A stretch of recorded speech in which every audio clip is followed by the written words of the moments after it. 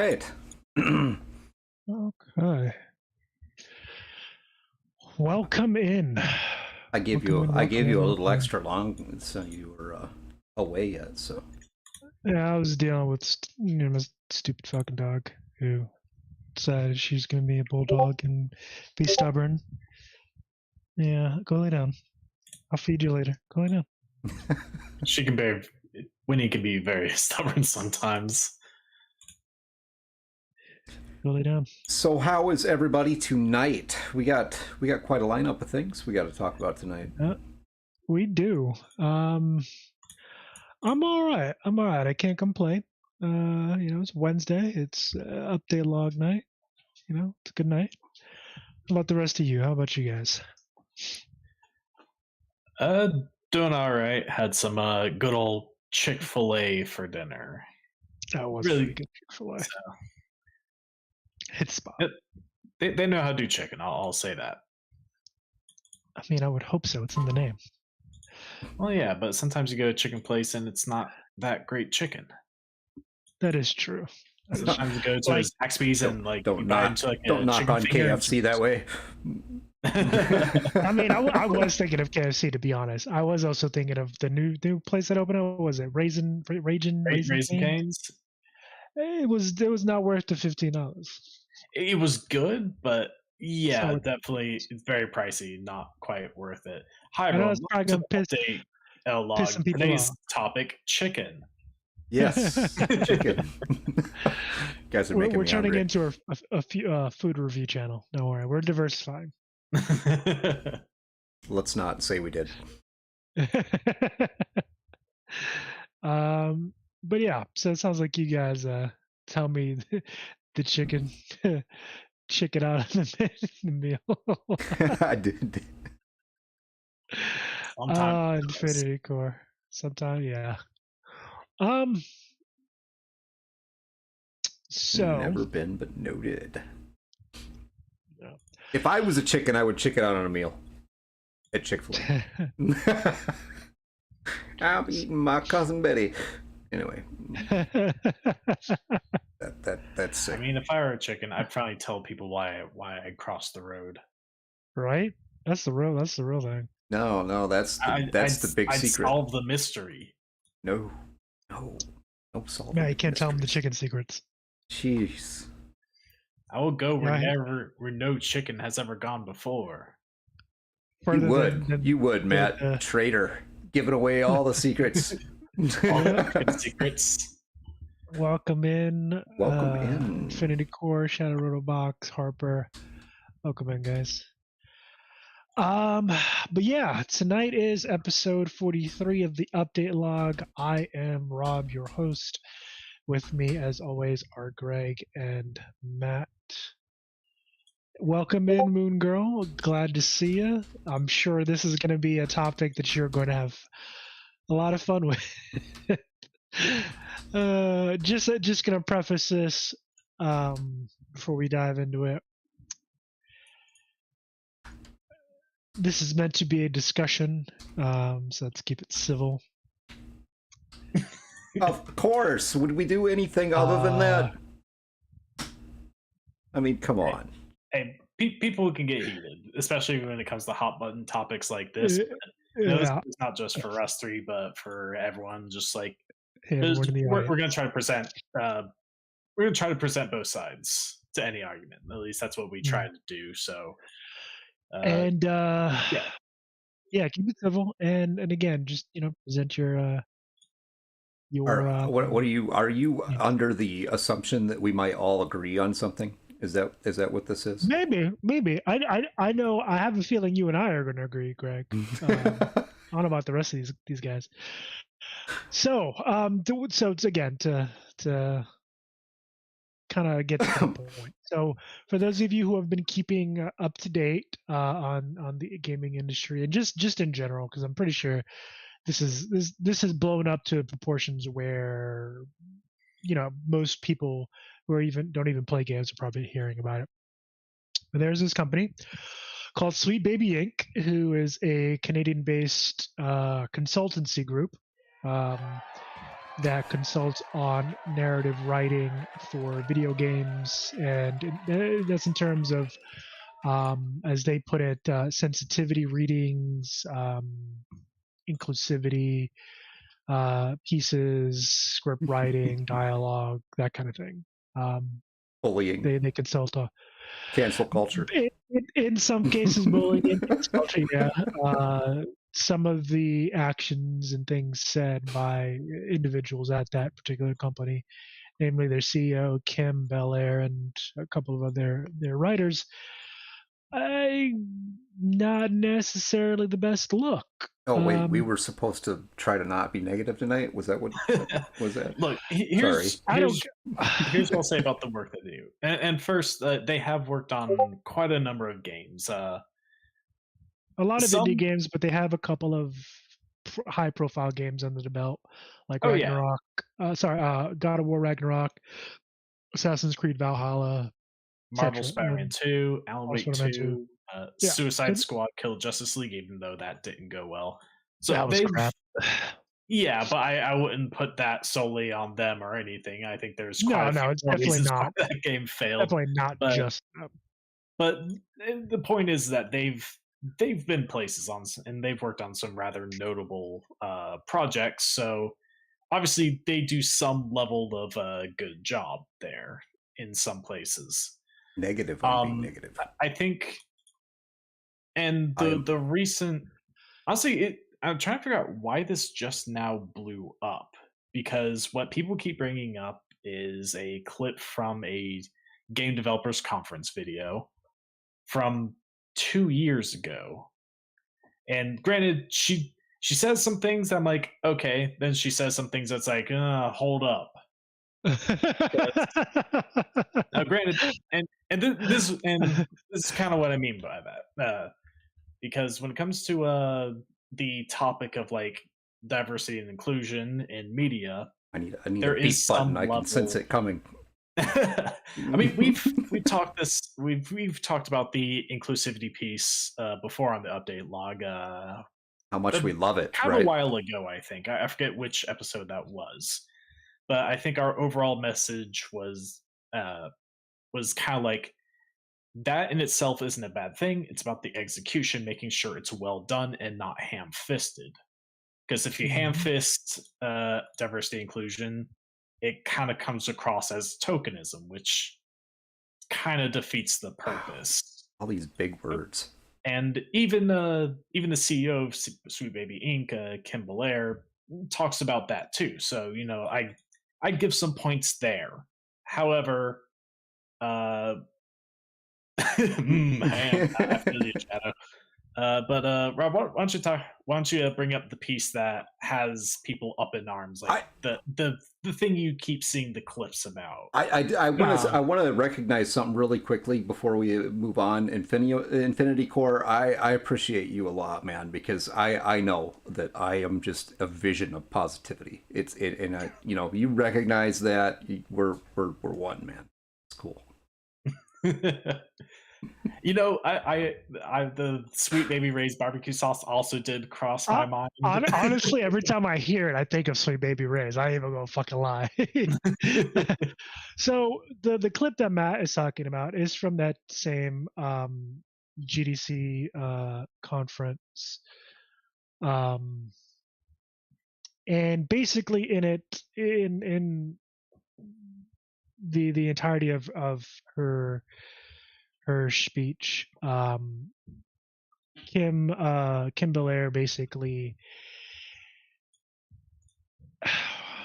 I'm just gonna honestly, I'm gonna get our moderator Harper to post it in a second, but basically it boils down to her calling for others to do what she claims to have been doing for quite a while herself, being a writer in the gaming industry, of taking the higher up, somebody at the level to make a decision, out for a coffee, and then positing to them the fallout of basically not doing what she's calling them to do, which is basically be more inclusive in their writing.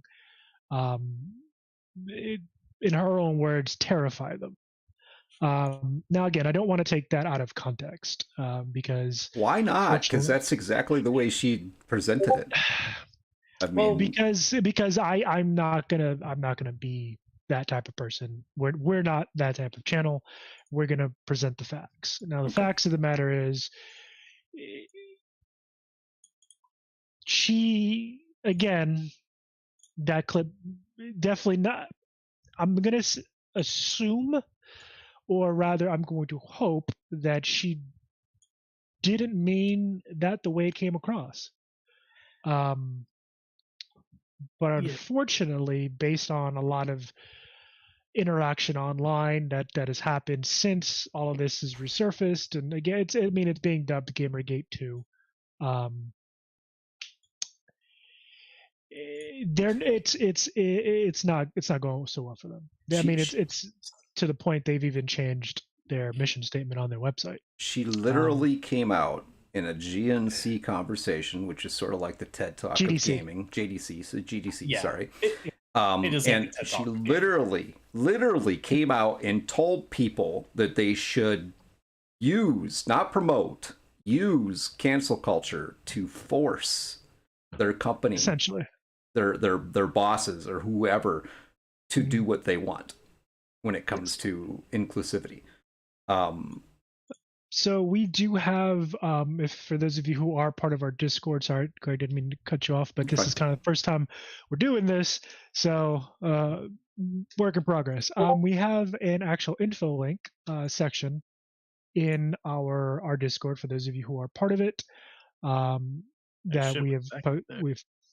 we've posted up the Sweet Baby Inc. Link, showcasing what she said. And again, we're going to post a couple of other pieces of information there for you guys to peruse at your leisure. Kind of take a look at, so you get in the whole context of it. But yeah, what Greg says is right. She was essentially in that comment leveraging the cancel culture mob, and telling others to do the same thing. And telling others to do the same if those in your studios don't kind of essentially do what you want. How disconnected do you have to be? I mean, there was a place and time where cancel culture was, it had some power when everybody was scared. I think at this point, and I'm not saying it's still not a tool that's being used, but I mean, I think at this point the jig is up. People are caught on to this whole thing, and it doesn't have the same effect that it had. Now, granted, I think when I was listening to it, what I think is definitely her approach was definitely like heavy-handed. Mm-hmm. But I think some of the things that people misconstrue a little bit is her actively trying to leverage, like actively trying to get people to go out to the publishers. But rather the intent was that if you don't use my services and you mess up this inclusivity, end up, pretty much offending people, that could have very harmful effects to you. But I have seen people act as if she were essentially threatening that she was going to get those people to go after them, which, let me say, that's not what she was saying. But still, it is still kind of a scare tactic and very heavy-handed in the way that she approached it. And it does put a bad look on what she's trying to do, definitely. It's important to stand up. Infinity Core kind of hit on something there that struck with me. It is definitely important to stand up and be heard when something is going on that you don't agree with, or you think is wrong, or that is diminishing or diminutive of other people. Well, however you want to look at that, that's important. But on the flip side of that, to use the things that she's talking about are really shady and underhanded. I mean, you're essentially going to go and threaten people to slander the company that you work for just so you can get whatever it is that you want. That creates a really hostile environment, and I'm surprised anybody would want to work in that environment. Yeah. Trust me. I mean, their latest outing of Suicide Squad. And again, not saying it's all their fault, but they played a part in the fact that that game was not well received and not doing even remotely well. Assassin's Creed Valhalla, which is another high-profile game, also wasn't necessarily well received. I think the only game that they've worked on, well, 2 games they worked on that were really well received.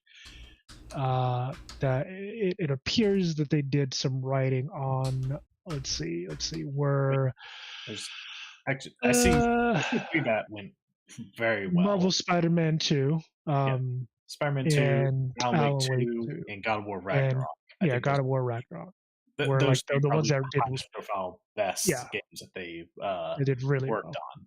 And again, I think that goes to show that it's not like everything they do is like venomous and poisonous to the project they're working on. They can do some good work. I think so. I won't say that they're like a pox upon the industry, but the methodology of which Kim Blair explains trying to get her way, that's not something I can quite agree with right there. Don't do that. Don't do that. Yeah. All I can say, I listened to that thing a couple of times. I listened to her speech, and there's some things in there that she talks about that are really, okay, yeah, but just the the overall piece to it was very disappointing, and it came off wrong, maybe. Maybe that's what it was. It definitely came across wrong. And here's. I'm not one to talk because I'm one of those people that if you listen to it, I'm the older white guy, so I'm exactly one of those people that is being targeted in her little speech there. So exactly. There is some bits where she comes across as a little, I guess, insulting to, I guess, the main demographic for the video game industry, which is, of course, like the straight white male, which I can't tell if, that may have not been her intent. I can't say, but again, there's a couple things. The way she puts things definitely does not leave a good taste in the mouth. On the positive note, she did actually, outside of the, the very highly opinionated piece, she came across as a educated woman. Oh yeah, she has a she does have like a college. I think I'm done with the negativity for tonight. Okay. I think she's the CEO of a company that has gone. That company hasn't even been around for very long. It was founded in they do 2018. They're out there somewhere. So for such a new company to have worked on such high profile games, obviously she's done something right with the company. And again, I don't disagree with the spirit of what she's trying to do. I think some of the methodology is a little misguided. And that's kind of part of the topic of conversation. I had a friend. Oh well, it's still a good friend of mine years ago who came up with a concept and tried to talk a couple of friends of mine into starting a construction company with him. And the idea was we were going to call it Heavenly Hippies Construction, and the motto was, "We may not be straight, but our buildings are." Huh. Listen, that's a hell of a tagline. I'll give him that. Yeah, it's catchy. I don't know if I would particularly use it, but it's got an interesting ring to it.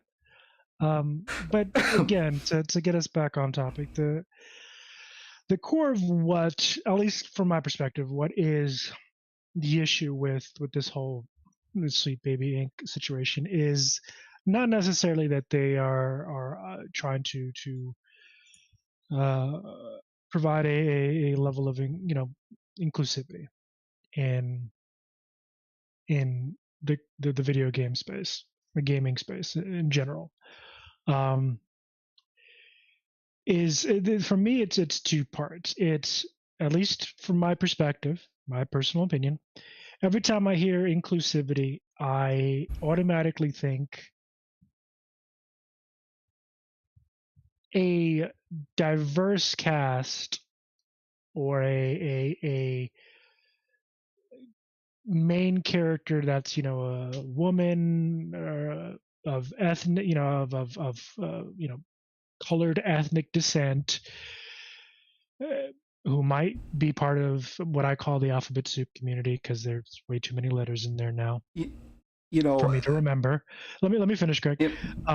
But that kind of character that's been pushed in there just to tick a box,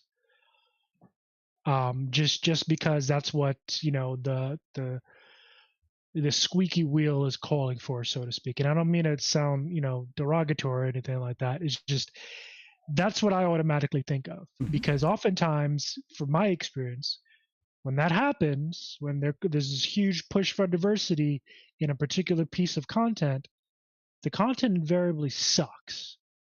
And I'm sure that it's for very many different reasons, but let's face it, it's really not good. The characters are very one-dimensional, and the narrative is shoddy. Now, I mean, you see the color of my skin. I'm not a white guy. I am straight, but I ain't a white guy. Glad you cleared that up.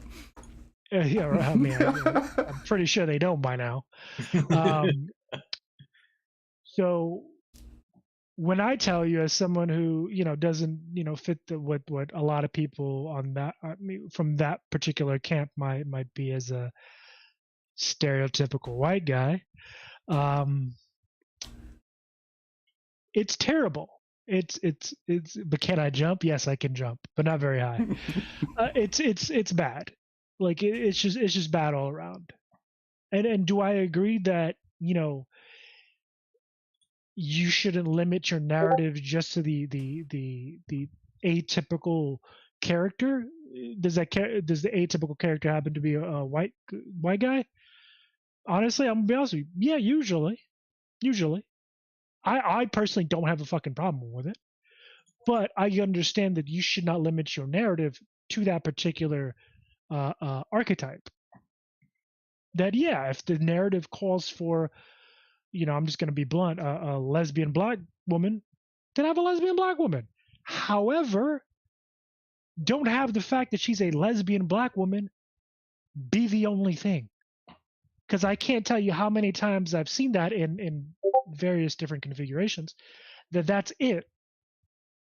And not only does it not represent them well, it's just bad.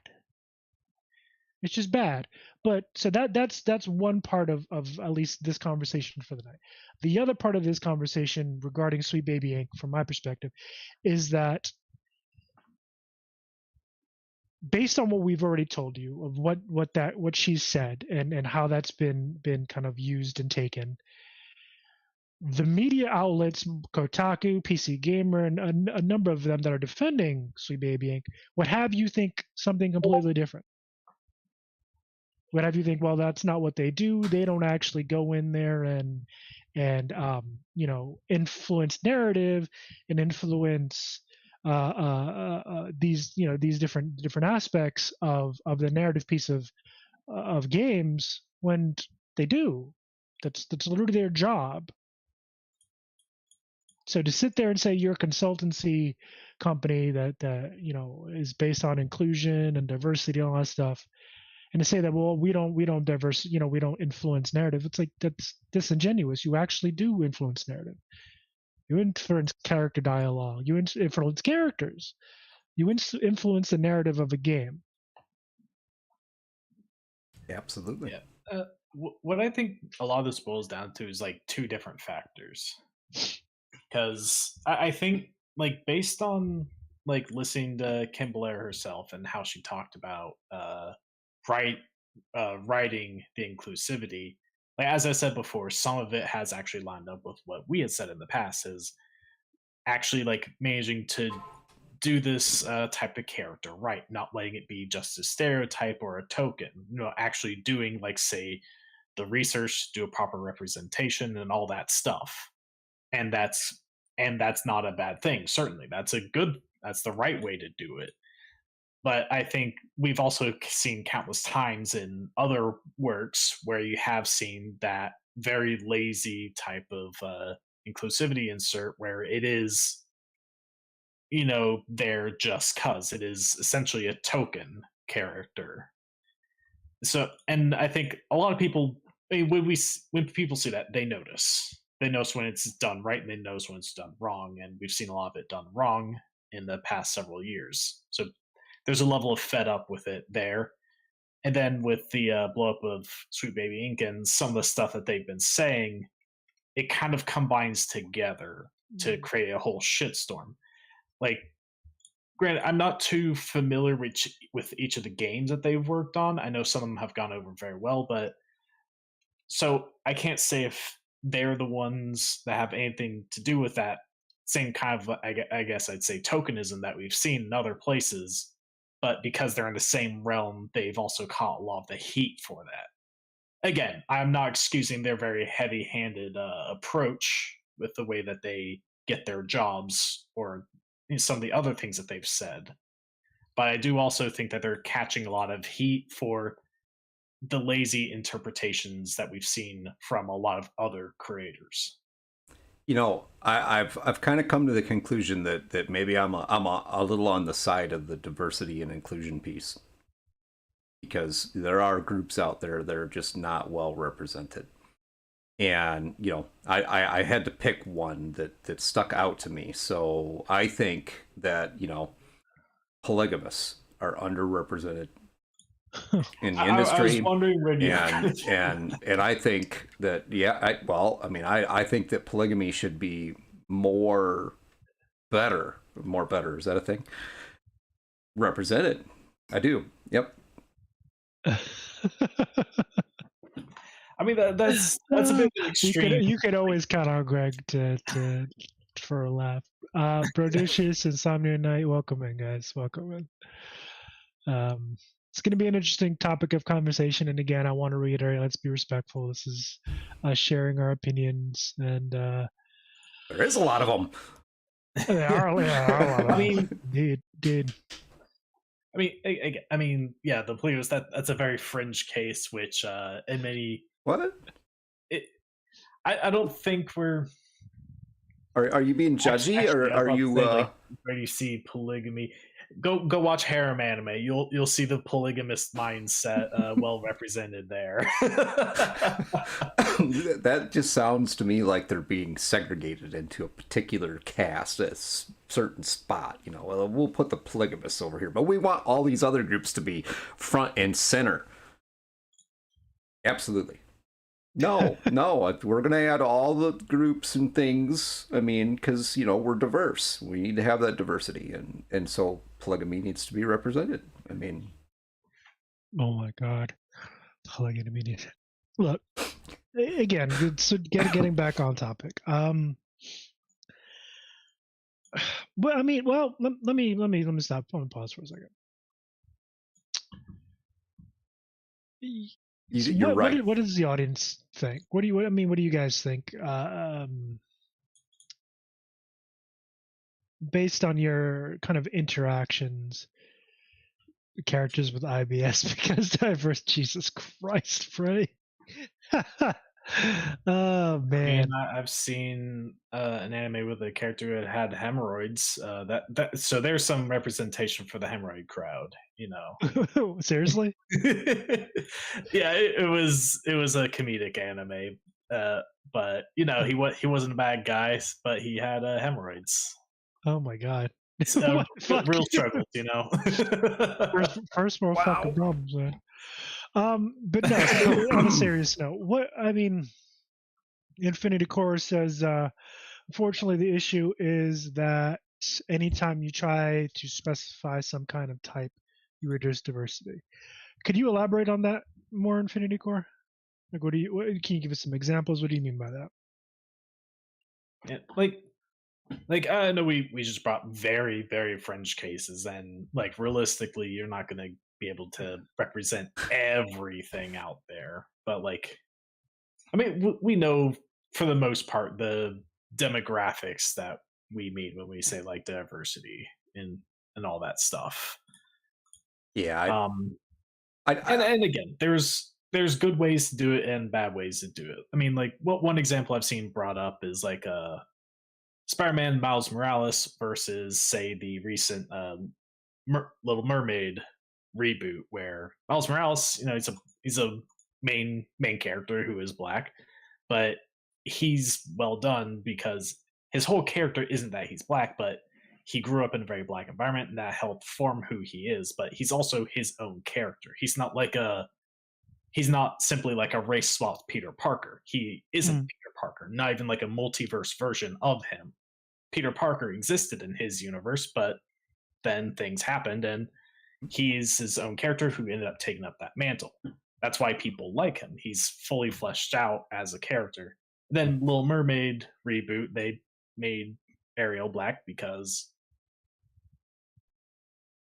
and see, that is that right there. Those two examples are perfect examples. As Furry Brand said, he is a Spider-Man who happens to be black. Well, he's Puerto Rican actually, but whatever. Is he? Yeah, Miles Morales is Puerto Rican. Lore. And he's not a black Spider-Man. Exactly right, Furry Brand. He's a Spider-Man who's not fucking Peter Parker. Why can't there be more than one person with those powers? Well, that's the thing. There is in the multiverse. There is, and I'm all for that. However, the other example on the other side of that particular line that Matt used was the Little Mermaid remake of Peter Parker, who was made black for what reason? Yeah, that's what was the reason in changing the character? Yeah, I mean, and that's what we've been talking about with the diversity and inclusion. Diversity. Yeah, and again, it becomes a token character. That's you what become a token character. Goes like it ends up defeating the purpose and like almost going exactly against what the whole movement for the diversity inclusion is supposed to be for. I mean, but yeah, South Park has it right. Put a chicken in, make her diverse and gay. I watched a breakdown of South Park's. I think it's like 1 or 2 episodes. They're special called like Into the Pandaverse or something like that. And yeah, they do call it like, and that's part of why I've been calling out like the lazy implementation, because that's exactly what Matt Stone and Trey Parker call out, the lazy implementation of it. And I think I agree with that. Not because even they're saying like the point that they were trying to make isn't that like having that diversity in of itself is bad. I mean, they have their black character token there as a fucking joke on the token character. Like that's a bit of commentary on it of itself. Yep. But again, it's all about the method of which it's done that they're criticizing. Yeah, and here's the thing with, unfortunately, the inclusion piece. I mean, it has good intentions, but it's doomed to fail, and we're seeing that, and it's doomed to fail, at least in my opinion, that I can see very clear in 2 different ways. It's doomed to fail because you have folks on the inside of these companies, whatever medium it can be, movies, it could be TV, video games, whatever, who are like, hey, we got to tick boxes. Let's tick those boxes. They don't really give a shit the quality of whatever they're, whomever or whatever they're bringing in. They just got to tick those boxes, right?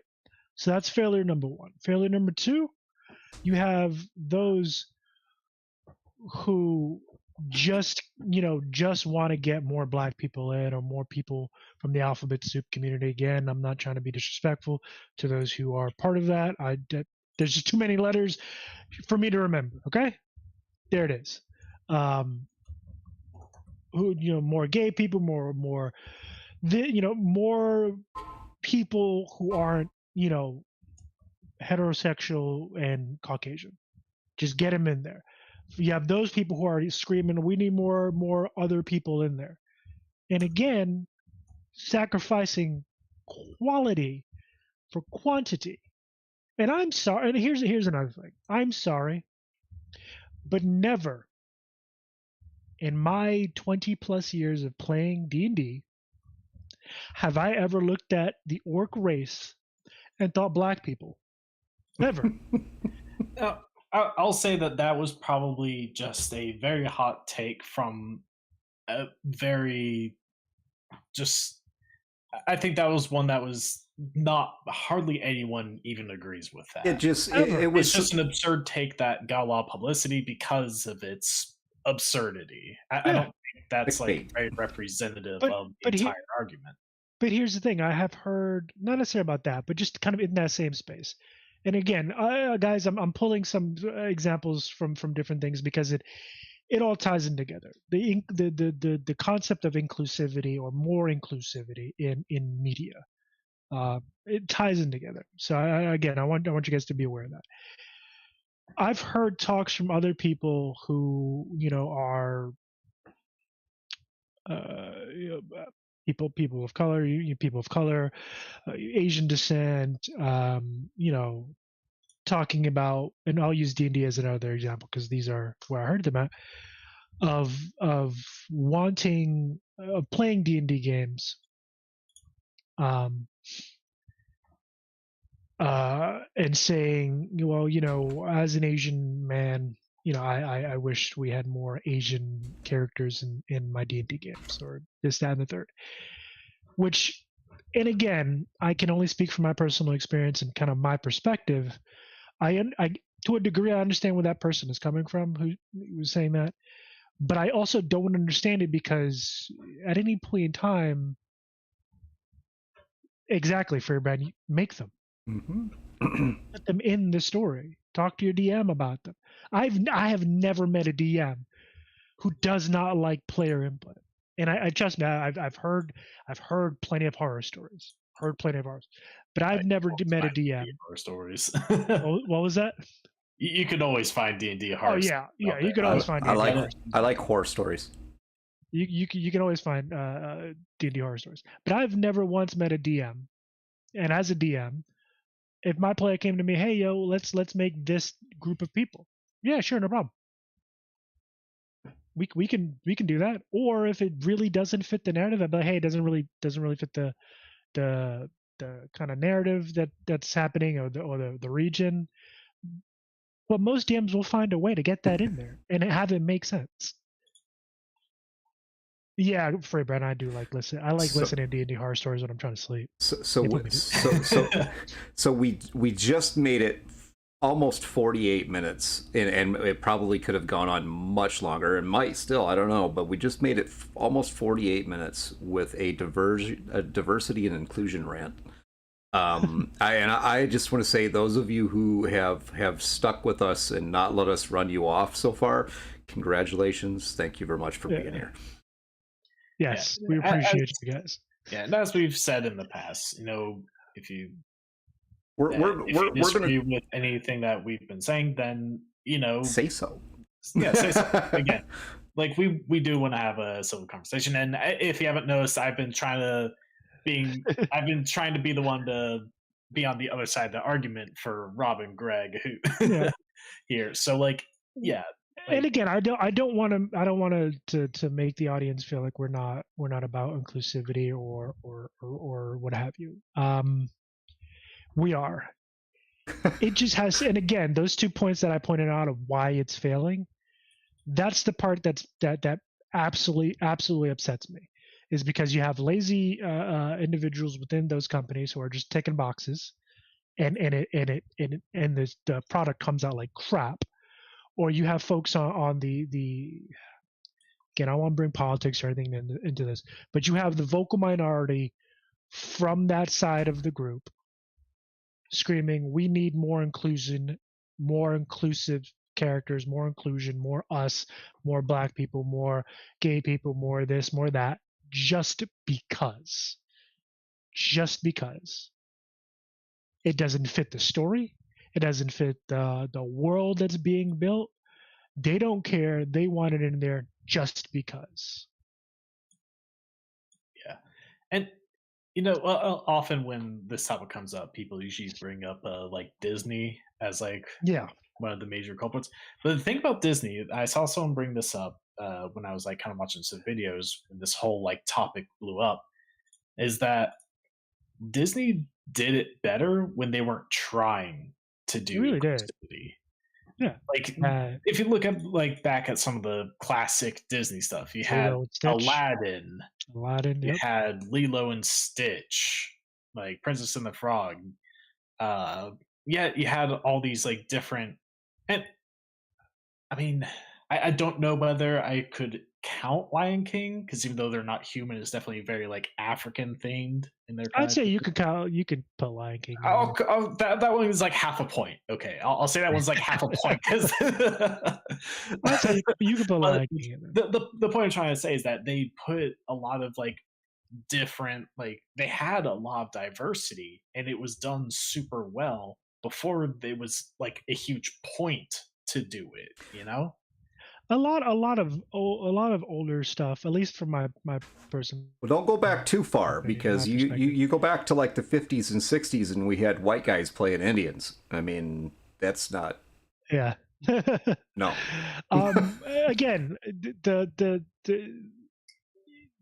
does need to be more. There should be more diverse characters within media. Especially if you are trying to portray a particular, ethnic group, we'll say Native Americans. Should you sit down with a group of Native Americans, and find out about their culture and do it properly? Of course, yes, you should. 100% you should. But if your narrative, your story doesn't call for Native Americans, don't fucking put them in there just to tick a box. Yeah, and I think that's like the end message of like what we've been trying to say on this whole thing. Do it right, and because if it's not done right and stuff, it's there to take box, it becomes tokenism, and it becomes tokenism. That's not what we want. That's not what we want. But in the case of Sweet Baby Inc., unfortunately, they've kind of taken. Probably not the best approach they could have, based on, again, kind of the backlash for that particular comment. And they've kind of, and again, there's been a number of publications that have kind of come out in defense of them and saying, well, they're not pushing, the diversity inclusion narrative. That's not what they do, when a lot of evidence points to the contrary. And even there's been a number of interviews by the that's the lawyers reacting to her talk. Essentially, I'm pretty sure that's probably what that is. Yeah. But one of the things that definitely does not look good, and definitely not in their favor, is so there's a Steam community that is developed from this whole situation. And it's basically, so for those of you guys who use Steam, you can actually curate. You can kind of create a group and curate things and games that you want to see. So Sweet Baby Inc. Detected is one such group that has been was created by a gentleman. I believe it was a gentleman. It's been confirmed that is the individual who's running it is a male. Called Cabrutus, I don't know how you pronounce that. And this individual decided to curate all of the games on Steam that Sweet Baby Inc. has been involved in, to avoid them, because of kind of that piece where it definitely feels and looks like that the diversity piece has been pushed in a way where, again, it's there just to get more diverse people or more characters kind of on screen. And Sweet Baby Inc. took issue with this. Even one of their narrative writers, a gentleman by the name of Chris Kindred, called on Twitter for this group to be suspended. The creators, essentially canceled. Ironically enough, it was his Twitter account that got suspended for like a week.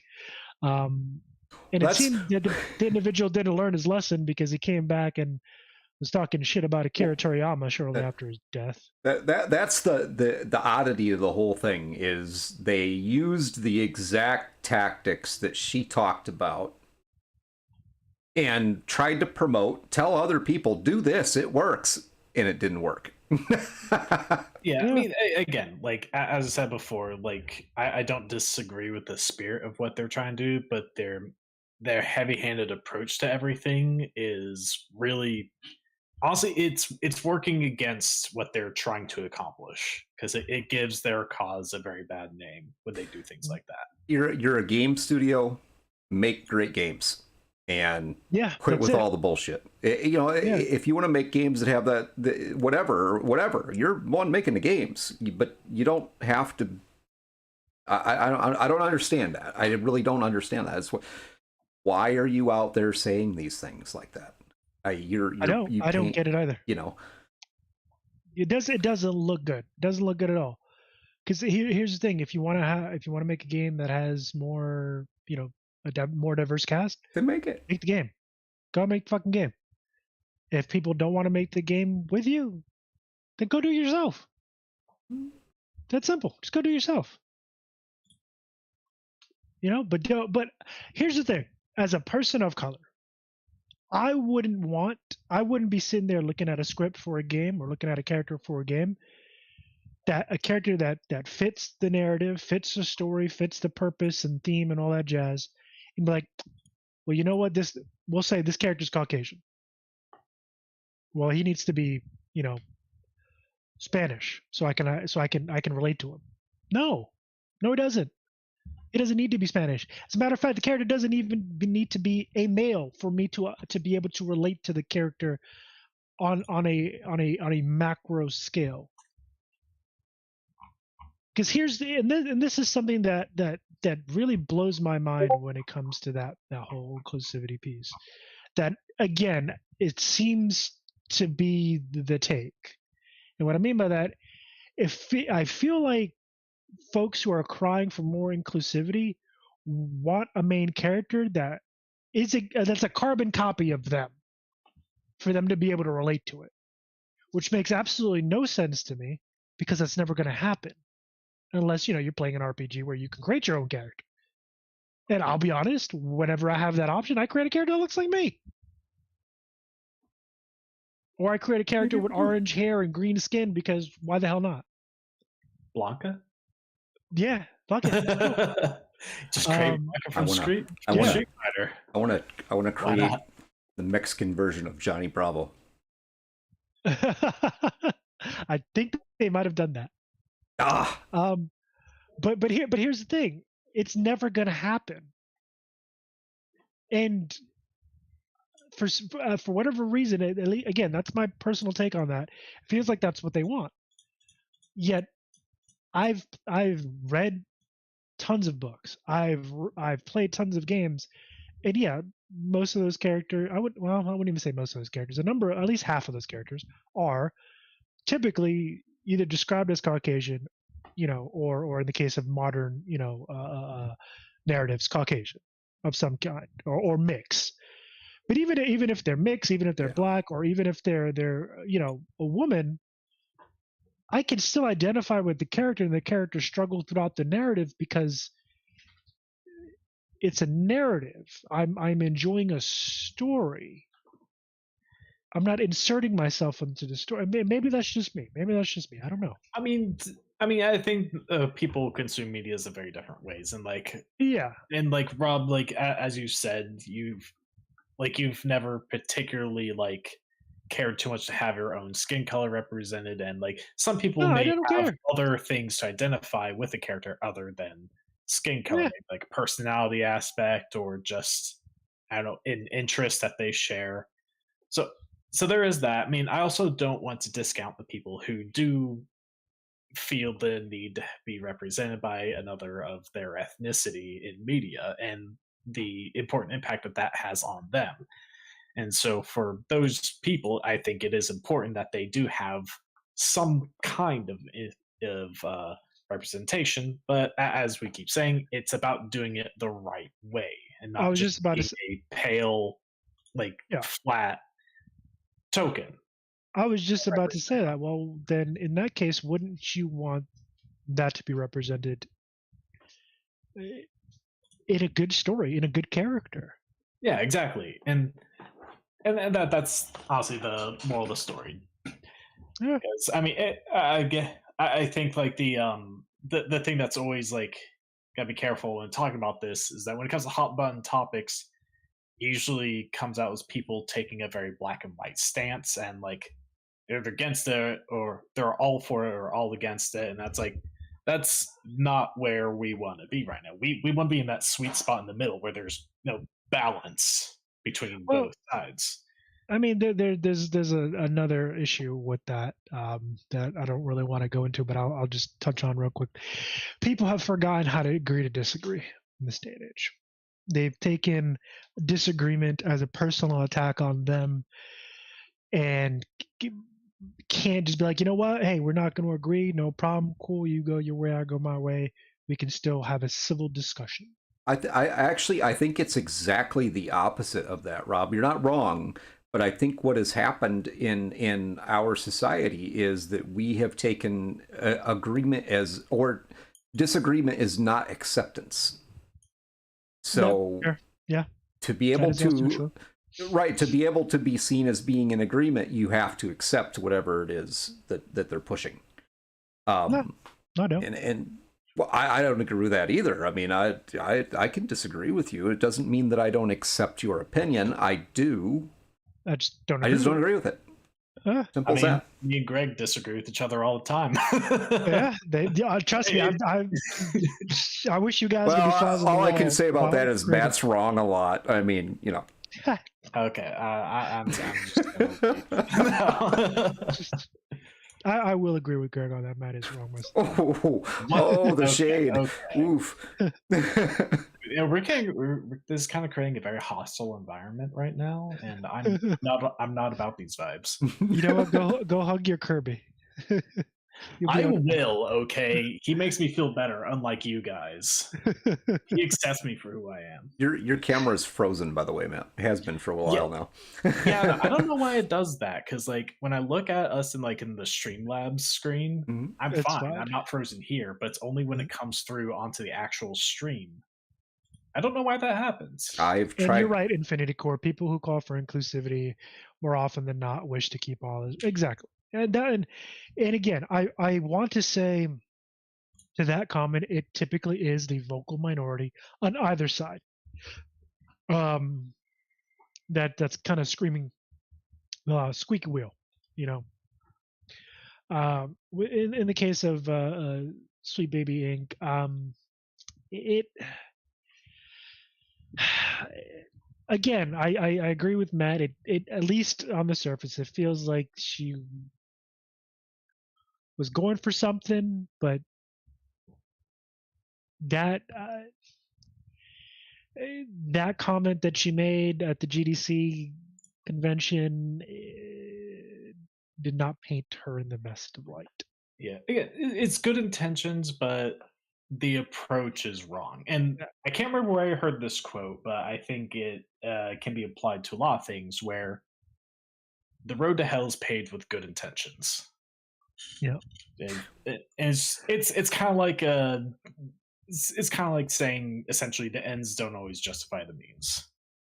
Yeah, absolutely. Yeah, that's kind of the problem with Sweet Baby Inc. I agree with what the message of what they're trying to do is. Just the way that they go about trying to get their way is only doing damage to their cause. Yeah. And actually, I want to bring something up because I think there's some interesting history here. Because Rob, you spoke very briefly about the tweet made about Akira Toriyama shortly after his death. Yes. And for those who don't know, Akira Toriyama is the creator of the Dragon Ball franchise. And Rip, the godfather of modern day anime, man. That man, yeah, about absolute fucking legend. What, a week ago, his death was announced. Yeah, which it's very, very tragic. He's he fantastic creator, part of a lot of people's childhoods, especially mine. Yep, and mine as well. And so, I would say definitely, I'd say the criticism is somewhat valid, but definitely not the fucking time, bro. But let's go into the criticism real quick, because the person from Sweet Baby Inc. was criticizing Akira Toriyama's Chris Kindred is this individual's name. Is Akira Toriyama's representation of Black people in his works, especially if you look at the early stuff like Dragon Ball before it got to Dragon Ball Z. And there were certainly some characters who were depicted in a fairly stereotypical manner. But I want to talk because so there is something to be said there, but I also want to talk about some of the history as to why that was, because it wasn't just in Akira Toriyama's work, but also a lot of early anime and manga had that very stereotypical depiction of African Americans. And part of that is because for a long time, Japan was a very isolated country.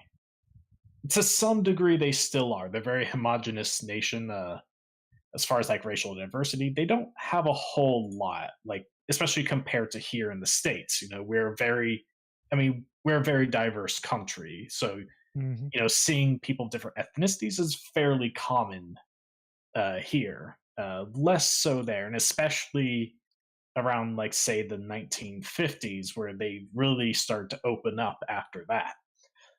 And so back in those days, they really didn't have hardly any exposure to African Americans. It was very rare that you would see one over there, and for quite a while, their main like depiction that they saw was actually from Western media. Think of like old Warner Bros. Or old Disney stuff. And if you look at some of those really old cartoons and the way that they depicted African Americans, well, it's kind of there. The super dark skin, the super like light lips, that very stereotypical depiction. And so that's what Japan was seeing. And that's how they started to draw things for a while. Obviously, like these days, you don't see that same depiction nearly as often, because by now they know a bit more than they used to about African Americans and their culture. But back then, that's all they had to deal with. So when it comes to Akira Toriyama, that's all he kind of knew. It wasn't out of any sense of any sense of racism. There was no disrespect. That's just all that they knew at the time. Yep. Essentially So it's like half a point for the criticism, because the depiction isn't good, but at the same time, understood why it was the way it was, and that it wasn't done out of malice. No, I mean, the man raised an entire generation of people. Oh yeah, like his characters. We grew up watching, that whole universe, and again, you gotta look at the context, like Matt described. Look at the context of what he was going off of before you open your mouth, and then you'll avoid sticking your foot in it. Yeah, I mean, let's be real. What person in our generation like that grew up watching Dragon Ball Z didn't try like fly at some point or do a Kamehameha? Right? We all fucking did that. We all. And you know what? I say it fucking proudly. I don't give a shit. Yeah, no, I remember like as a little kid, I'd like run over onto like my couch and then jump off it and like try to keep myself in the air or fly. Actually, it didn't quite work, but I believe we all powered up at one point. I seriously liked the Green Power Ranger story that you told the other night, by the way. Who, me? You, yeah. Remind me, because I've completely forgot.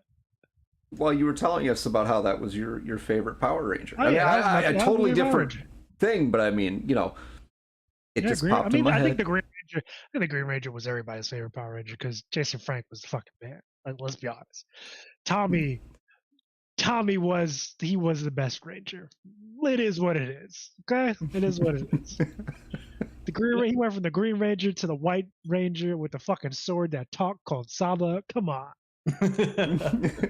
Well, Green Rangers was a lot of people's favorites. He was the cool guy, you know. He was the bad boy, you know. I mean, come on now. He had the redemption arc and everything. He kicked everybody's ass multiple times.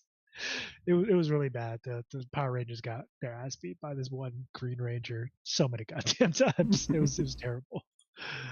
It was like, damn, 5 of y'all just getting scrubbed. But anyway, off topic. Another guy, another beloved individual we lost too soon. Last year, I believe, we lost Jason Frank. Fortunately, I believe it was suicide actually. So rip him. Kira Toriyama was this year.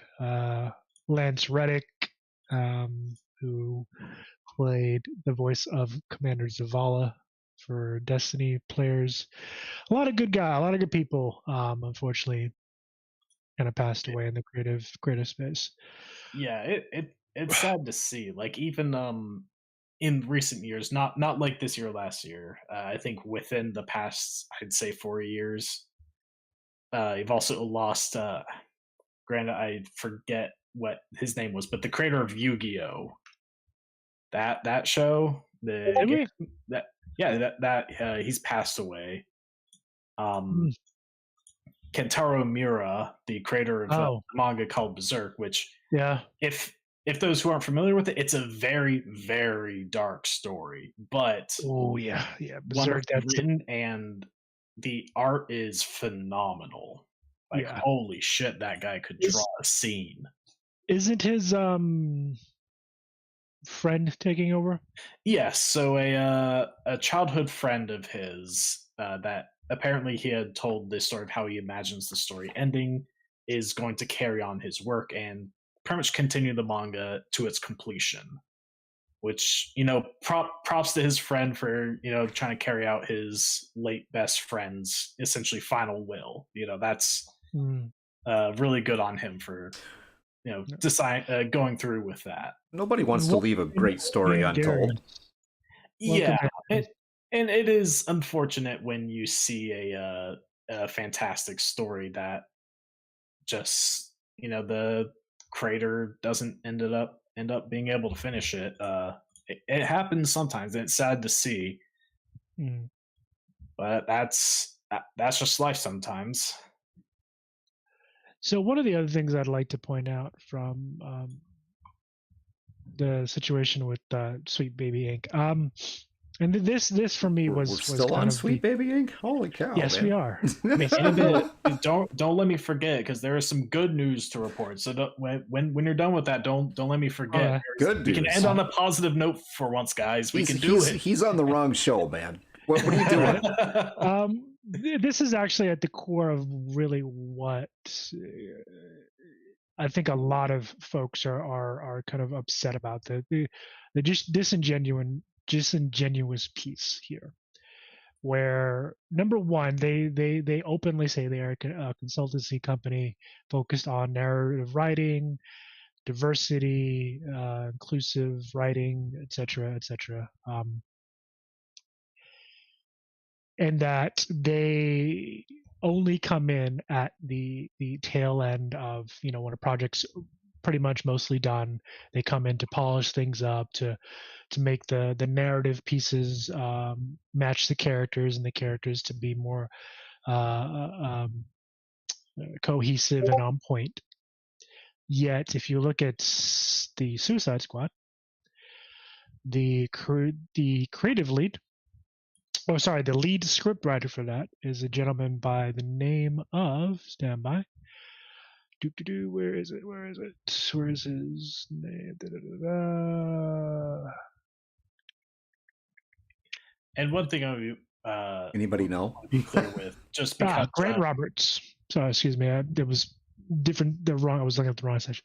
Gentleman by the name of Grant Roberts, who was the lead scriptwriter there. The CEO, one of the CEOs of Sweet Baby Inc., was also listed as a writer. Kim Belair was listed as a writer on that project as well.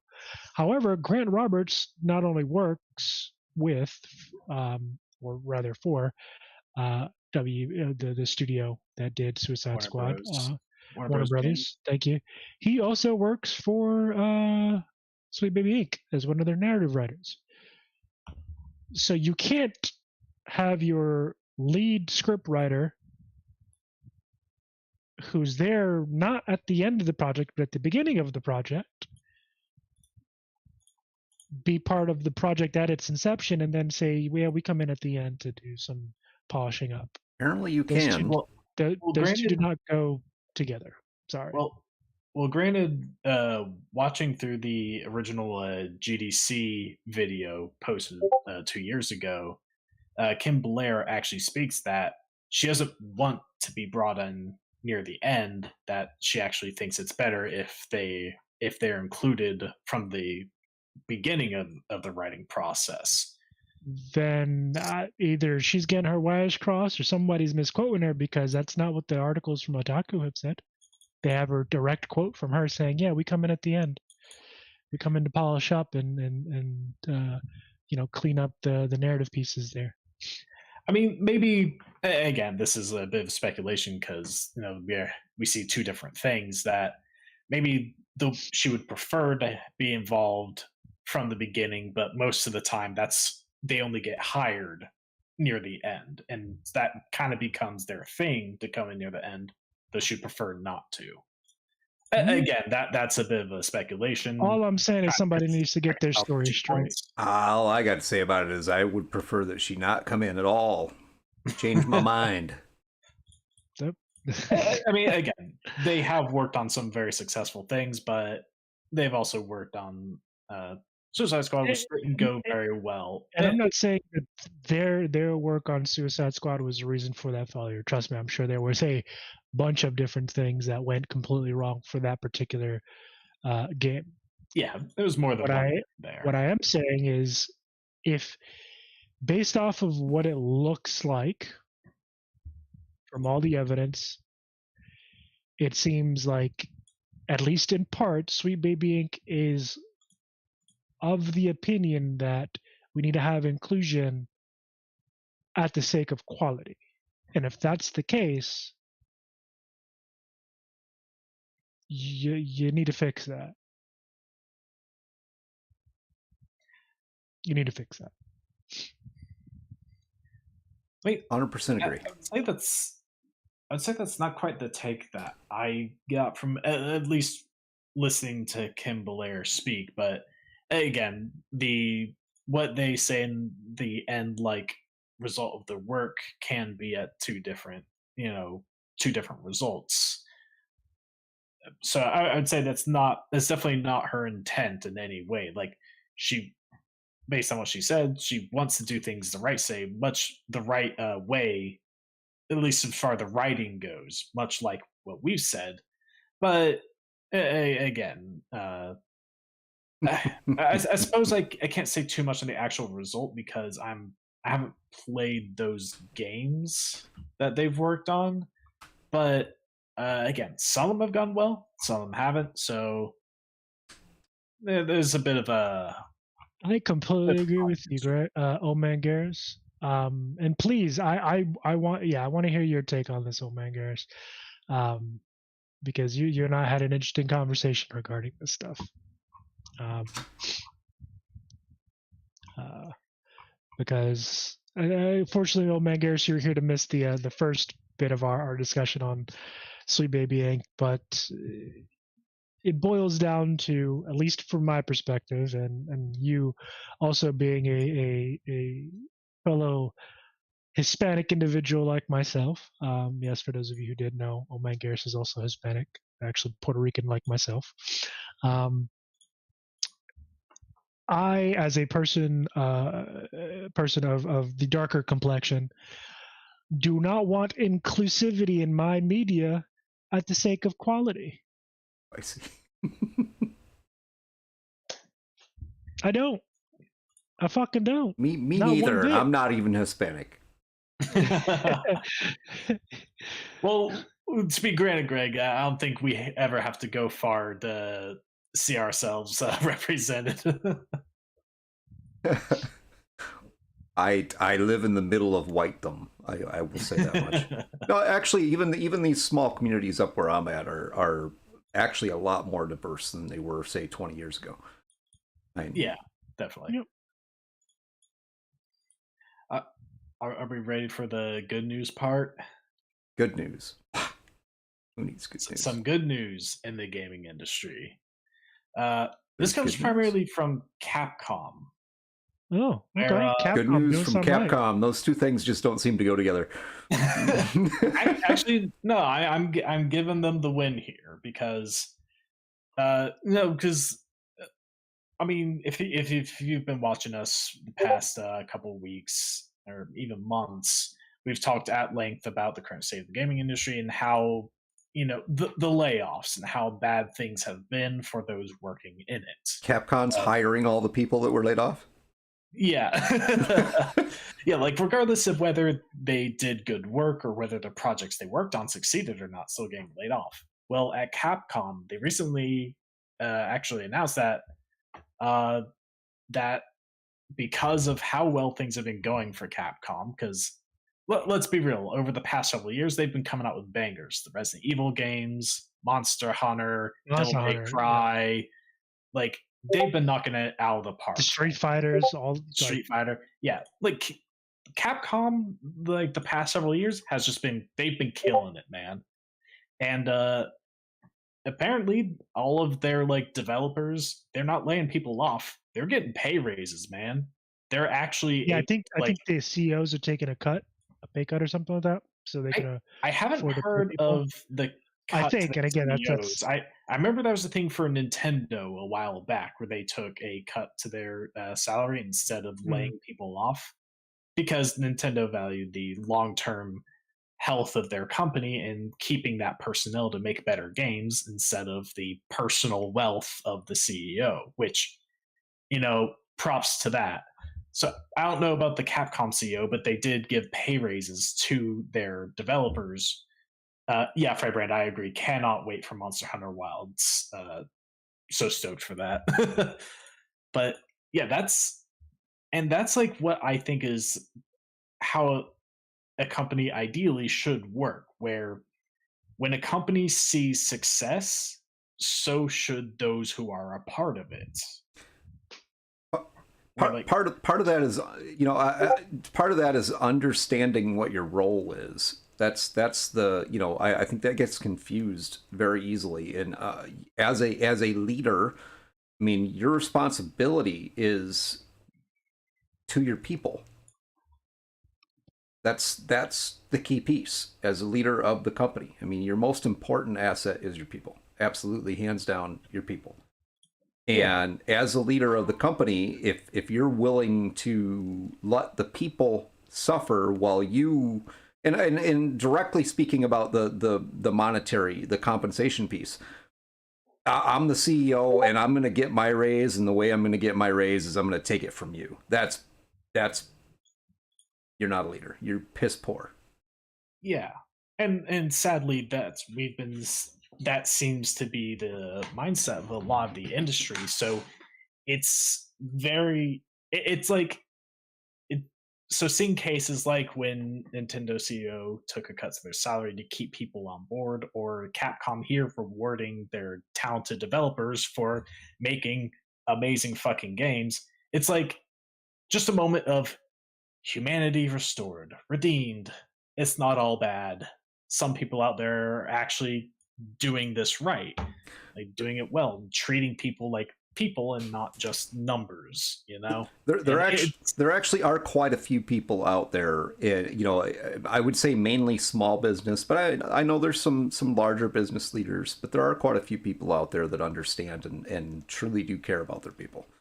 Oh yeah, I'd say small businesses are a lot better about it because again, it's a small business and the people are, you know, like if you work for a small business, you probably know your boss. You see them all the time. There's a lot more of a personal connection there.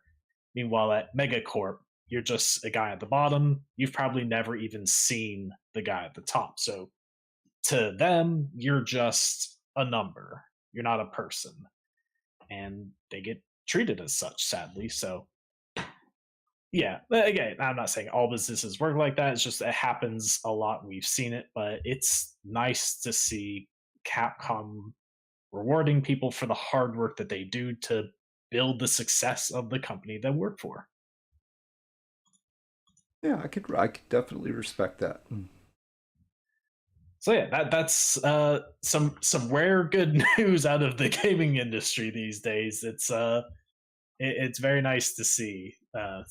So this isn't all doom and gloom all the time. Well, I hear, and I don't know whether this would be good news or I think it's good news, but I hear that some of the studios that have been gobbled up in the last couple of years are getting the reins of freedom turned back over to them in a form.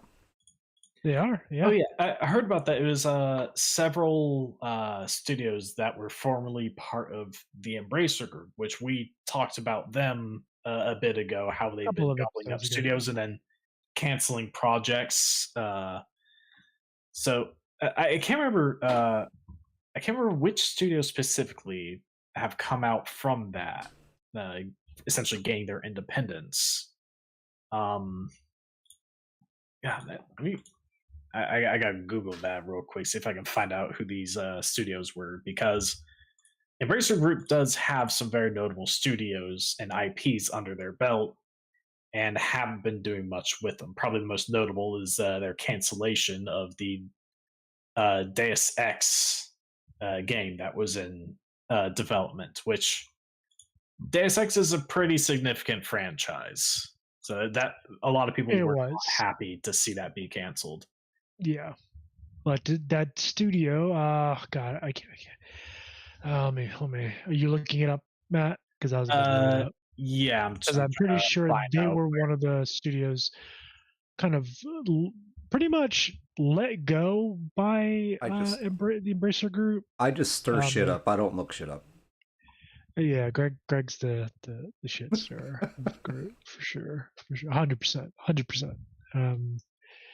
He's here to fill our white guy quota, or older white guy quota. Yeah, let's see. I see one being Saber Interactive. They gained their independence from Embracer for $500 million. Goddamn! What did they do? What in the hell was that? So like somebody drop something, move something. Let's see. Yeah, that's what you get for those insults. Now you're imagining, you're hearing things. I might be hearing shit. You're right. So keep on talking. I'm looking into. Ghosts are after me. Yeah, probably. Bad juju, man. Right. Yeah. So yeah, some of these studios are getting the leash taken off, being able to break away from the large corporate body and go back to doing what they do best. Essentially becoming independent studios, and in some cases indie studios, because a lot of these studios are on the smaller side of things. There's absolutely nothing wrong with being a small company. As a matter of fact, I personally prefer smaller companies. Yeah. Versus, your big corporate conglomerates that, You have more. You can pivot a lot better as a smaller company. You have to be nimble. Absolutely. You have more wiggle room. You can. Ironically enough, and I think we might have discussed this in one of the episodes, or it might have been privately, or both. But you see larger corporations with the backing, both in personnel and finances, not taking the risks that studios that literally cannot afford to take a risk taking the risks. Yeah, and in some cases they fail 100%. Let's call a spade. They fail, but I think about half the time they hit gold. You've seen it with a lot of indie games coming out. Last Epoch, Enshrouded, Helldivers 2. You've seen these smaller studios who really can't afford, when you look at it in the grand scheme of things, can't afford to make a dud, take these risks on things that aren't really, you're not sure if it's going to hit. They make it and it works. Yeah. Whereas you see a lot of these corporations, and again, I to a degree I understand why, but they're taking the safe route, and it's like you have the room to take that risk, to take the risky play. You have the room, so why don't you do it? I think their shareholders might disagree with you. Exactly. And therein lies therein lies the issue. And again, I'm not trying to bash them, because I don't want that to be like all we do here. But it's like, come on, guys, It's almost all we do here. at least some of you guys that sit on the board got to be like, hey, look, let's do something different. Let's take a risk. Yeah. So looking at Saber Interactive, they've got quite a few subsidiaries, so they've got quite a lot of things in there. So I guess 500 mil is probably around an appropriate number. But they've worked on a lot of kind of odds and ends, kind of helping with ports and stuff. They've assisted with several Halo games. Probably the thing that I'm most excited for that's currently in the works is they're the ones working on the Star Wars Knights of the Old Republic remake, which they recently took over. Oh yeah, that is a thing now. I did see. I didn't like look into that, but I did see a thumbnail for someone I follow who's talking about like the remake is coming. Yeah, which if I'm hoping they do it good, because Knights of the Old Republic goated. No, Knights of the Old Republic, first one and the second one, both fantastic. One and two were two games that I played as a kid that I literally sat there and played it for like into the late night, especially on the weekends. I didn't sleep. Karth Onasi, Mame, Basta Lashan. That's wifey right there. Yeah. Apparently, a company called Aspire Media was working on it, but in 2022, Saber Interactive took over that project. So don't mess it up, Saber. You've got your independence. Now do something with it. Don't mess this up. I agree. Figure out how to make it right. So, and I don't think it's even about making it right, but just make it good. Figure out what people want and make it good. That's the key thing in any business. Any business venture, it really boils down to figure out what people want and then figure out how to fill that gap. That's really what it comes down to. And here's the thing: I want new stuff. I want new games. I want new stories to be told. I do, but there are just. Oh. Wow. Oh, we lost Rob. He was trying to say something. Cloudcam said no. Yeah, you're done. The spirits are haunting me. Shouldn't have made that comment. Greg's token white guy. See how this what happens. See, I didn't know you didn't do that on purpose, Greg.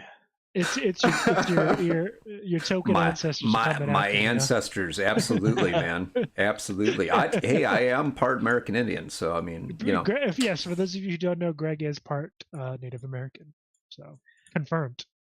He's sick in his tribe on me. I got a child of my own.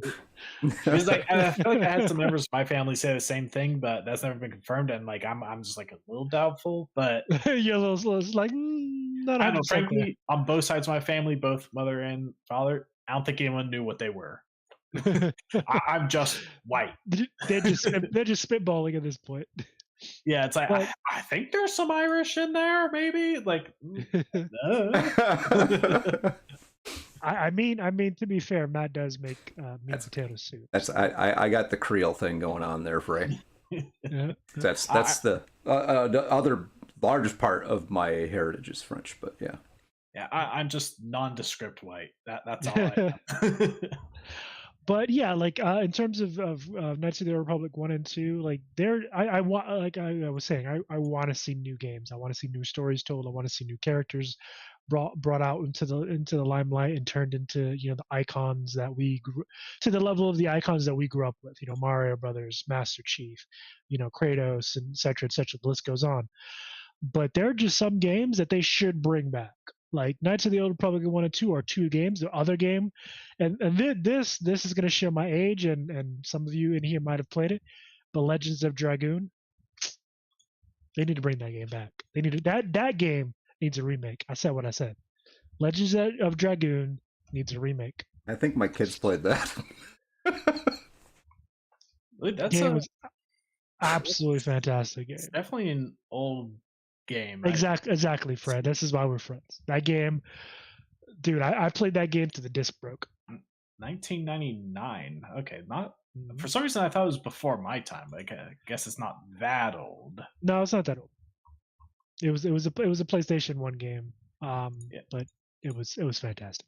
Yeah, I never played it, but I've heard it come up from time to time, and I've always heard good things said about it. And I had the original too, not the green. There's two versions. There's the original black label, and then there's a green label that came out after. That came out a little before. I'm on board. Infinity. Wing Commander needs a remake. Yes, Wing Commander does need a remake. There's a 4-disc game. Man, I remember. Yes, I do remember Wing Commander, and I do remember the movie with Freddie Prinze Jr. and I can't remember the other guy's name.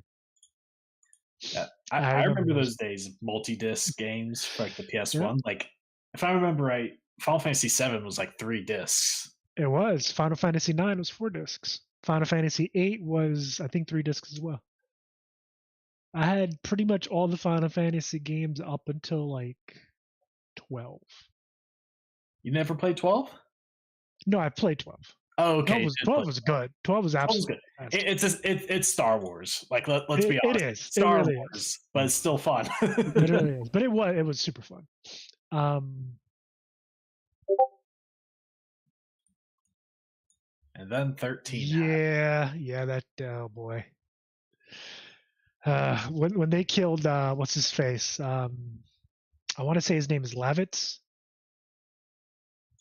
Huh? I about lost my shit when he died.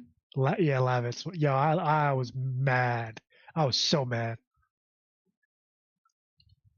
Are we still talking about Final Fantasy, or is that something else? No, I think that's from Legends of Dragoon.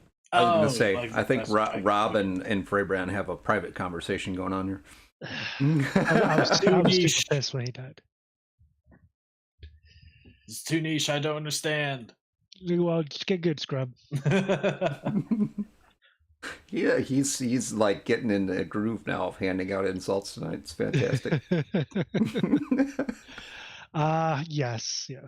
Yeah, you just had to be there, dude. You had to play it. That's you had to play it to understand. But if you ever get a chance to play it, I highly recommend it. But with that said, since we are definitely off topic, or rather we're finished with our topic, we're just kind of spitballing at this point and kind of having a good old chat. We had topics tonight? We had one big topic. One scheduled, and then the rest we just came up with on the spot. Well, we didn't talk. We didn't talk about Gamergate very much. I mean, well, the Gamergate piece, it's been tossed around. And for those of you who don't know what the Gamergate piece is, Greg, do you know? Matt, do you know what the Gamergate piece was? I think at one point I knew. I know.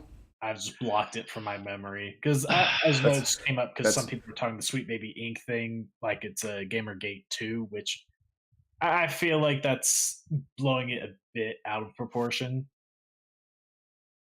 So basically, the Gamergate piece that came out, this was, I believe, 2014, and folks in the chat can kind of correct me if I'm incorrect in the dates. And I'm taking this off the top of my head from what I can remember, both also from the notes. So Gamergate was a situation where just the 14th, okay, yeah, 2014 was a situation where journalists were being essentially, and I'm gonna say accused, although I think there was some evidence that came to light to confirm this, of giving positive review, like large scale journalists, like PC Magazine and I think Polygon was part of it. And this, basically, the large journalist and review pieces in the gaming sphere were accused, and again, I think Fairbairn just confirmed that there was evidence that came out this was true, of giving positive reviews to the large conglomerate game studios, giving positive reviews in return for like favors, shit like that. Like basically, it was a quid pro quo kind of deal. Hey, if they want to give me a positive, or if they want a positive review from me, I'll take something. And I mean, it came out in a bunch of different ways. Some of the more salacious stuff, was favors in the bedroom variety. Whoa. Okay. And basically, the reason why Sweet Baby Inc. was given the term Gamergate 2 is because there is again hints at that kind of being the same situation here. I honestly, I think that is a stretch.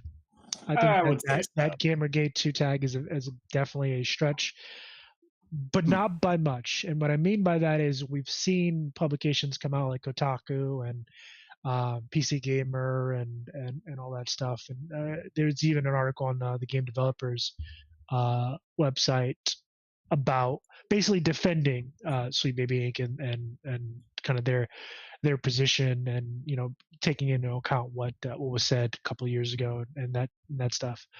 So is it Gamergate 2? No. Is it still a problem? Absolutely, because your job as a journalist is to be impartial, to report the facts, not your opinion.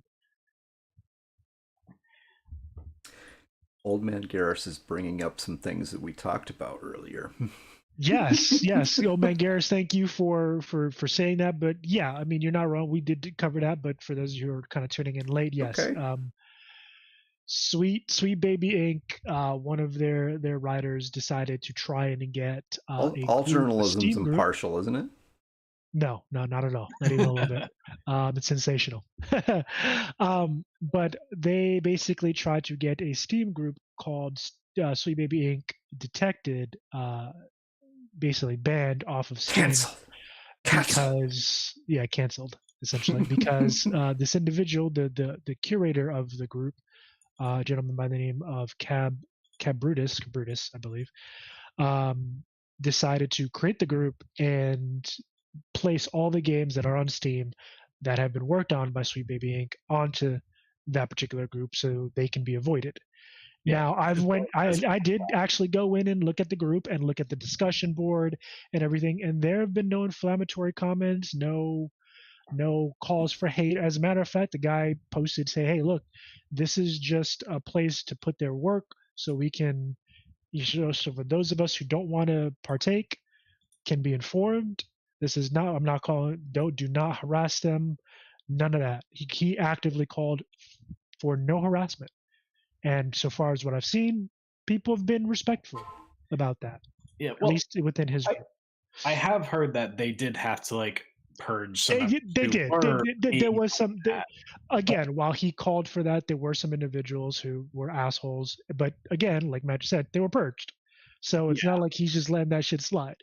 So I respect him for that. And I agree. Even if you don't agree with Sweet Baby Inc. or any of their writers or their positions, don't go and harass them. Just like you don't want them to come and harass you, don't go and harass them. If you don't be a dickbag. If you don't want people, being a dickhead doesn't help anything. Well, exactly. If you don't want people to express opinions that you don't like, then don't act like an ass. I mean, that's simple. Like again, you can disagree with their opinion. You could not like their content, whatever. But there's no need for you to go over there and harass them. Just like you don't want them to come do that to you, or you don't like it when they do to the folks that whose content you like. Don't do it to them. Don't. And again, I'm not trying to sound like an asshole, but don't give them fuel for their fire. Don't do that. It's not helping the discussion. It's not helping the conversation.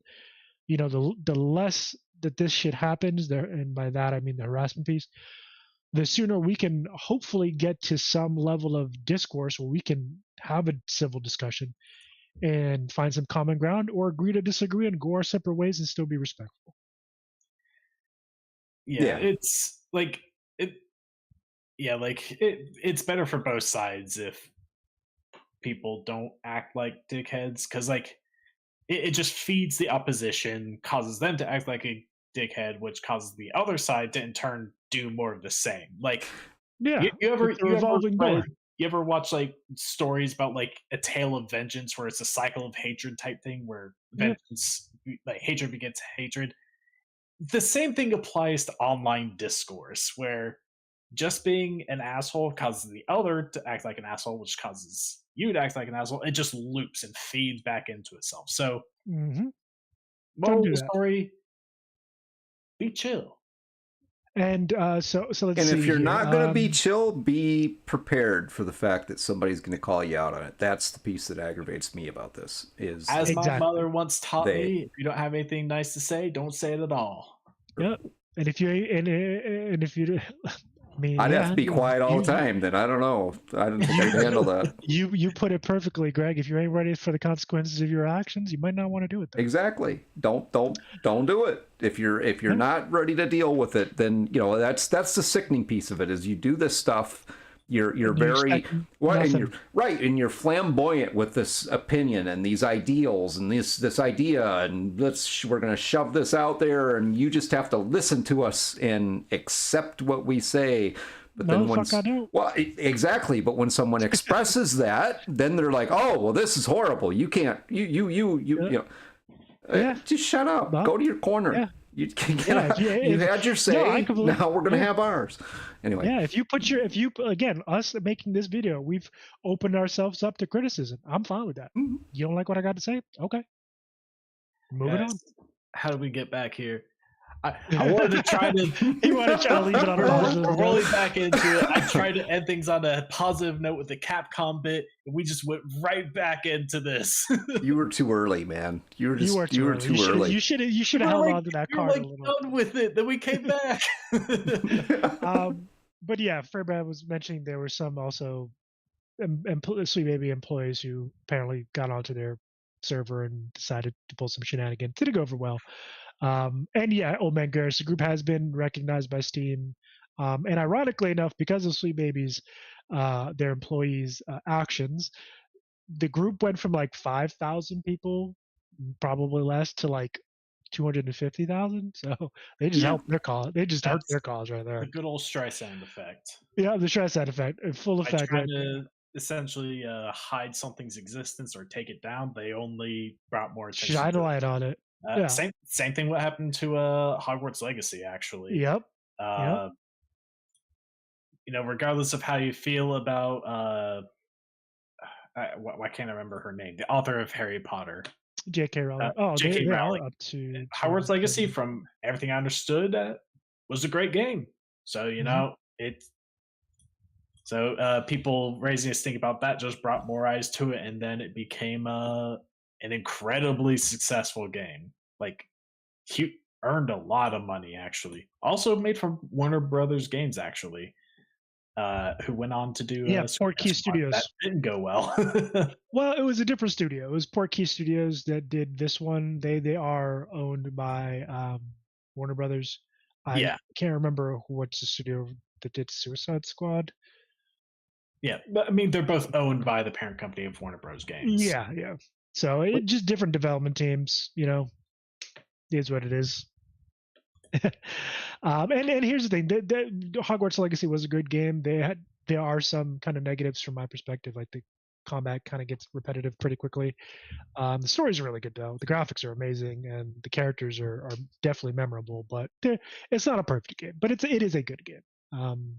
So I think it grossed like $2 billion in profit, so it was successful to say the least. Oh, absolutely successful. J.K. Rowling just added way more money to her coffers, because I know she got a cut of that. I know.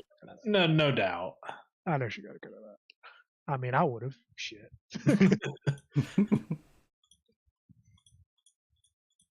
Yeah, it's like I'm getting my piece of that $2 billion pie. Like we were talking earlier, I mean, there was a point when not that long ago, when we were all locked in our houses and told to be afraid of everything and everybody, and that fear was the dominant factor. And Infinity made a point earlier that a lot of people are still fear is kind of a common thing. It's maybe just not as pointed now, but afraid. People are a lot, especially in our space in the gaming industry, people are a lot afraid for this very reason, for not being inclusive enough and getting canceled or any of that myriad of I'm not afraid. I'm gonna be really blunt, just stupid shit. Because we've said it the other episode, I don't care about what demographic the main character or any of the characters in the story that I'm enjoying are. As long as it's a good story and as long as the characters make sense for that narrative, I don't give a shit. Yeah, make some good story. I can still identify with the characters in the story, even if they don't look like me. I don't need them to look like me to see the point, to see the story, to see the message. I don't. And again, that's just me. I can only speak for myself. Some people want to have a deeper connection. Hey, that's you. Then go play an RPG that you can create your character that looks like you. But with that said, we do have some housekeeping stuff to do. Housekeeping. Time to do the housekeeping. Absolutely. So we are extremely busy over the next week. Yes. But Gary Con. Yes, Super Gary excited. Con. It is I'm looking forward to it. I mean, it's going to be a very busy weekend. Not this coming weekend, the next weekend. But full games, lots of games to run, to play. So it'll be exciting. I'll be running 8 games live at the con. 4 with the we have turned a story that we created for Cyberpunk into a more or less a module. And we took Act 1 of that and we split it into 4 sessions, and I'm going to be running that at GaryCon for folks. So some, the people that are playing in that game are going to get to take part in something that I personally am very, very proud of that we made. And it's a great story. I mean, it's going to be awesome. I'm really looking forward to seeing some of the reactions and how people do, how destructive they can be, and all those good things as well. Plus, I'll be running 1 scenario 4 times for Witcher in the evening. Mm-hmm. So that's all different players in every session. That'll be awesome. And that actually is shaped up to be, I think, a pretty interesting story as well. It kind of has a, like a 80s style horror feel to it. That's going to be a fun story to tell as well. Yeah. Looking forward to that one. So got those. We're still working on finishing touches on, plus we have 2 virtual streams that are going on. Matt and Rob, do you guys want to talk a little bit about what are you doing? Virtual games. Yes. Yeah, virtual games. Not streams, sorry. Games. Yeah. Yeah, so I'll be running Cyberpunk Red Games, a one shot. It's gonna be happening at 1:00 Thursday through Sunday, 1:00 EST. And actually, I just had an opening show up just earlier today for the Thursday slot. So somebody better jump in there before I do. If they want. Mm-hmm. And yeah, I'm gonna be dealing with the Bozos, the Night City's gang of killer clowns. So I'm just kind of fun with it. It's gonna be ridiculous. It's gonna be silly, and he's had a love relationship with the Bozos since. Look, ever since I played 2077 and you met a Bozo who had a live grenade for a nose, I was like, okay, I'm into it. These are the type of jokesters these guys are. I can see this whole thing because Matt is kind of that Bozo character, you know. He is. I can see him with a grenade for a fucking nose. I can see it. Killer clowns. That's a really old. I don't even. That was a movie. I would like to tell you that the story for that game, which I'm sure is going to be spectacular, but I would like to tell you that it really is spectacular, but I haven't got a freaking clue what it is other than the Bozo Bonanza. So Matt's like super tight with the details and all. I'm still working some things out, but I'm excited for it. Awesome, man. So are we. Hopefully we're able to record some of these. We're not going to be doing any of them live. I am going to try to do some streaming from the event, but it's probably going to be on TikTok, not on Twitch. So if you're, interested in seeing that, and get a chance to talk to some people, not really, maybe Mike Pondsmith, you never know, while we're there, and spend a little time with whoever I can find, to be honest with you. Then go check out our TikTok. And Rob, what are you doing? My story is going to be a murder mystery in the city of Vizima. Murder mystery, is that like a whodunit sort of thing? You've got kind of the butler with the candlestick, or what done it? Oh, exactly what done it? It's going to be an interesting little spin there. So yeah, for those of you who don't know, who've never really played the Witcher games, there is a lot of investigative work that kind of goes into playing the games, especially the first one. The second and third kind of get a little bit more actiony. Not to say there's no action in the first one, but the first game is definitely more. You do a bit of investigative pieces in there, which I really, really enjoyed. So, done it. Kind of go with that one. They always ask who done it, but never ask how done it. So I went for the low hanging fruit of a joke there. I think the how done it kind of just comes out in the wash, though, doesn't it? I mean, usually. Isn't that the usual story? Is you figure out who the bad guy is, and the bad guy says, "And I would have got away with it if it weren't for you stinking kids." Anyway, I don't know. But so that's what we've got coming up. That's Greg, that. Do we have a stream for tomorrow? Well, I was just coming to that actually. So who wants pesky dog? It's a pesky dog too. Little Scooby-Doo reference. You got to have that. Ask where he is, but never how he is. Yeah, there is a Scooby-Doo-esque game going on at GaryCon, which I'm very curious about. Unfortunately, it's going to be running when I will be running games. So you told me about that out. yesterday. Wait, what was it? Scooby-Doo Cthulhu? Something like that? Yeah. Wait. Amazing. Yeah, I'm down. I'm gonna check that out. But That sounds really good. I might have to do that myself now, just because, it definitely is a rigid fan. I love the idea. It's so absurd. I love it. wait a minute. Can we go? Can we play games as virtual holders, right? Yeah. Is it a live game or is it a virtual? It's a live game, yeah. But no, you guys should. You take advantage of that. You got go play. Yeah, go sign up for some games.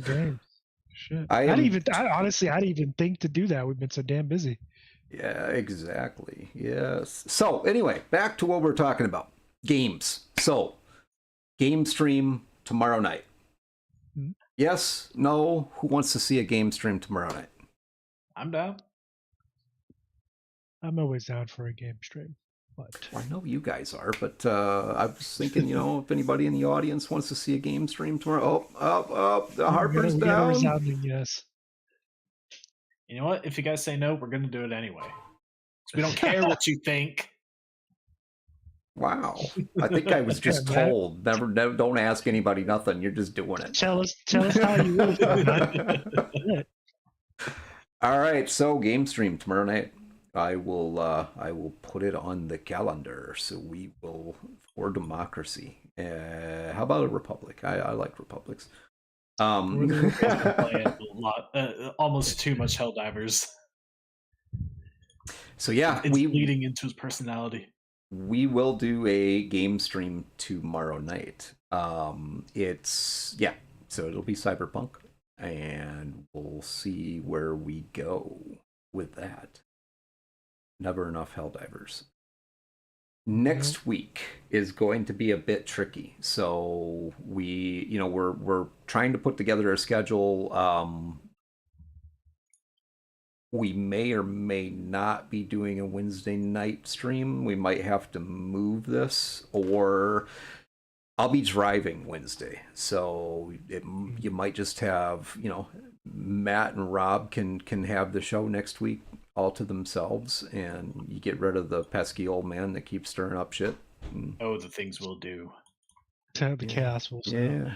Yeah, it'll either be just myself and Matt, or depending on how things play out, because again, we are very, very busy with GaryCon coming up. Next week might be light on the stream. Well, I mean, last we were talking about is either like do the update log early on Tuesday, or it would be just Rob and me doing the stream. So one of those two is likely going to happen. So we'll keep you guys updated on the Discord when we kind of come to a decision on which way we do that. Absolutely. And just an FYI for you, Old Man Garrus in particular, if you would like to do a Wheel of Time discussion in the Discord, so not a live stream, but just an open discussion in the Discord this weekend, I am down for that.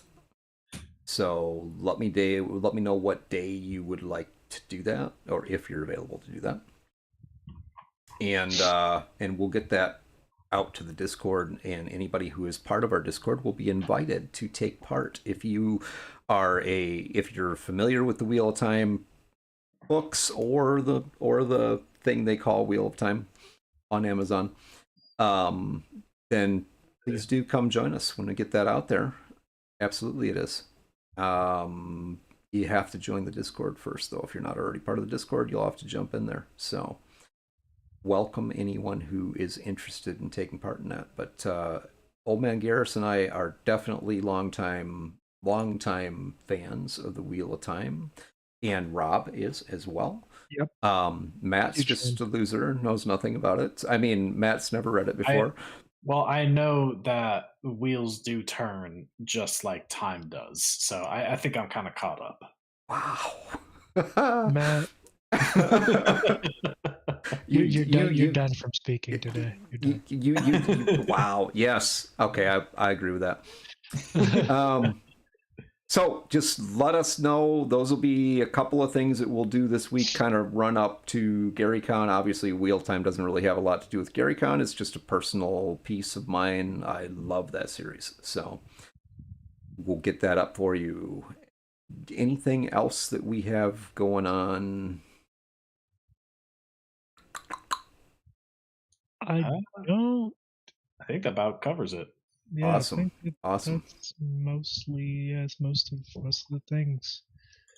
I don't think there's really much left. We're gonna see what happens next week. Should be awesome. Should be plenty. We've definitely are going to be busy, so hopefully we can make a bunch of new friends and introduce some people to some new concept content and roll away from there. Hopefully, after Gary Con, the idea is at some point here. I'm gonna throw this out there so I kind of hook us into this a little bit, but. Very, very soon we are going to start diving into some of our own content on a project that we've been working on for quite a while, and sharing some of that information with folks. Hopefully even doing some playtests live at some point here. So that's all I got. I suppose I should have been getting a raid ready, right? Probably. Yeah, I was about to be like, Greg, this is the part where you find someone. But you're notoriously slow. Slow? Wow. Yeah. Okay. All right. Notoriously slow with the rating. Jeez. Well, I think we're gonna jump into the Legends of Avertas tonight. They are playing some, and Legends of Avantris, yeah. So let's go show them some love. They're pretty well loved already, but they do some good games. Check them out. Have a good night, everybody. Thank you very much for being here. We, as always, love each and every one of you, and thank you very much for sharing your time with us. Have a good night. Yep. Adios, guys. See you guys next time.